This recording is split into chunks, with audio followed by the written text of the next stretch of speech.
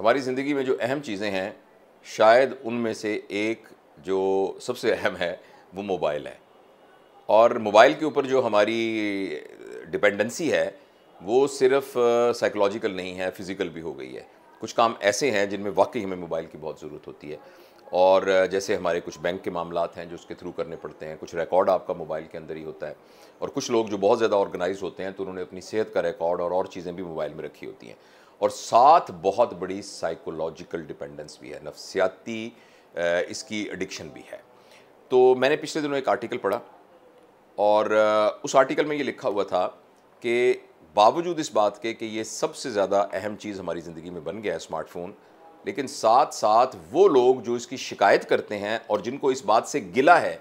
कि इस mobile phone की वजह से उनकी ज़िंदगी के अंदर प्रॉब्लम आए हैं, स्लीप से रिलेटेड प्रॉब्लम आए हैं, कंसंट्रेशन से रिलेटेड प्रॉब्लम आए हैं, और ख़ास तौर पे छोटे बच्चों और जवानों के अंदर बहुत सारे नफ्सियाती मसाइल इसकी वजह से पैदा हुए हैं, इसके गलत इस्तेमाल की वजह से पैदा हुए हैं। तो एक आर्टिकल मैंने पढ़ा था और उसमें एक बड़ी मज़ेदार बात की थी, और उसमें ये लिखा गया था कि अगर हम,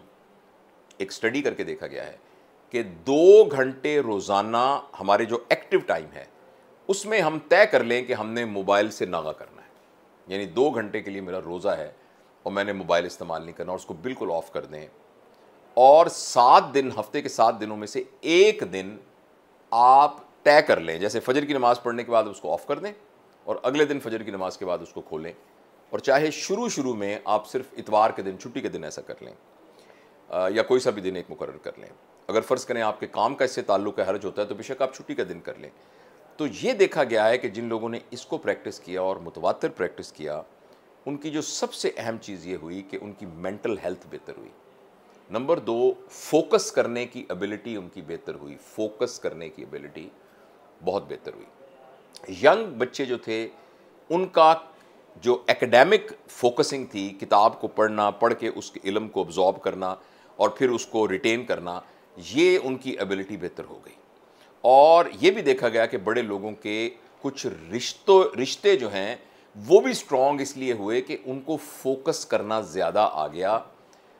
सिर्फ इस एक्सरसाइज के साथ कि हफ्ते में एक दिन मोबाइल की छुट्टी की जाए। ज़ाहिर है ये स्टडी अभी छोटी है, जब इसको फर्दर एक्सटेंड होगी तो इसके और फ़ायदे भी होंगे, मगर ये बात दिल को लगती है क्योंकि हमारी फोकस करने की एबिलिटी मोबाइल बहुत डिस्टर्ब करता है। क्योंकि आप खोलते हैं, आपको एक चीज़ लगी, अच्छी नहीं लगी, आपने आगे कर दी, फिर दूसरी लगी, फिर अच्छी लगी, एक रील शुरू हुई जो 30 सेकंड की थी, फिर एक और 30 सेकंड की आई, तो इससे दिमाग बहुत जल्दी स्विच होता जाता है। और हम ये समझ रहे होते हैं कि हमारा दिमाग मल्टीटास्किंग कर रहा है, लेकिन मैं आपको ना पूरी जिम्मेदारी के साथ कहता हूँ कि हमारे ब्रेन के अंदर मल्टीटास्किंग की एबिलिटी नहीं है, बल्कि जल्दी से स्विच करने की एबिलिटी है। जैसे मैं आप अभी बात कर रहा हूँ और इसी दौरान के अंदर मैं कोई छोटा सा काम और करके फिर दोबारा वापस आ जाऊँगा, तो हमें लगेगा कि मैं मल्टीटास्किंग कर रहा हूं, लेकिन एक्चुअली वो एक काम थोड़ी देर के लिए बंद होता है, फिर नया काम शुरू होता है और इंजन जो है वो ऑफ होता है और रीस्टार्ट होता है। जैसे एयर कंडीशन को बार बार बंद करें और खोलें तो वो एनर्जी बहुत ज़्यादा लेता है जब बार बार उसको स्टार्ट किया जाए। तो इस तरह हमारे दिमाग में भी जो एनर्जी होती है उसे हम कॉग्निटिव एनर्जी कहते हैं, और जब हम मल्टीटास्किंग करते हैं तो एक्चुअली हमारी कॉग्निटिव एनर्जी बहुत कंज्यूम हो जाती है। आपने देखा होगा अगर आप 2 घंटे मोबाइल लेके कंटिन्यूस कुछ ना कुछ उस पर करते रहें बगैर पर्पज़ का, तो आप थक जाते हैं, बाकायदा आप फिजिकली भी थक जाते हैं, ज़हनी तौर पे तो थक जाते हैं, आंखें तो आपकी थक जाती हैं, मगर एक्चुअली आप जिस्मानी तौर पर भी थक जाते हैं। तो इसलिए ये मुझे बहुत अच्छी बात लगी और मैंने ये सोचा कि जहाँ मैं बहुत सारी बातें आपके साथ करता हूँ, ये बात भी शेयर करूँ कि इसको प्रैक्टिस करके देखें। मैंने अपने तौर पर इसको प्रैक्टिस करना शुरू कर दिया है और मुझे लग रहा है कि ये बात बिल्कुल सही है। अलबत्ता मैं अपना ज़ाती तजुर्बा एक बताता हूँ कि जब आप एक दिन के लिए मोबाइल को ऑफ़ करेंगे तो शुरू में आपको वही प्रॉब्लम होगा जो आप पहले दिन जिम में जाते हैं और एक्सरसाइज करते हैं और अगले दिन आपके सारे मसल स्टिफ हो रहे होते हैं और दर्द हो रहा होता है और आपको बाज़ औक़ात दर्द की दवाई भी खानी पड़ती है क्योंकि दर्द। तो इसी तरह जब आप पहले दिन करेंगे तो आपको हर 2-2 घंटे बाद बेचैनी लगेगी इसको खोल के देखने की, उसको आप कंट्रोल कीजिए और पूरा 24 घंटे इसको गुजार दीजिए। और ये जब आप 2-3 दफ़ा करेंगे तो आप देखेंगे कि जिस तरह आप मुसलसल जिम जाते रहें तो आपकी मसल बन जाते हैं, स्टेमिना बन जाता है, तो आपका जो कॉग्निटिव स्टेमिना है ना, फोकस करने का स्टेमिना, वो इससे बन जाएगा।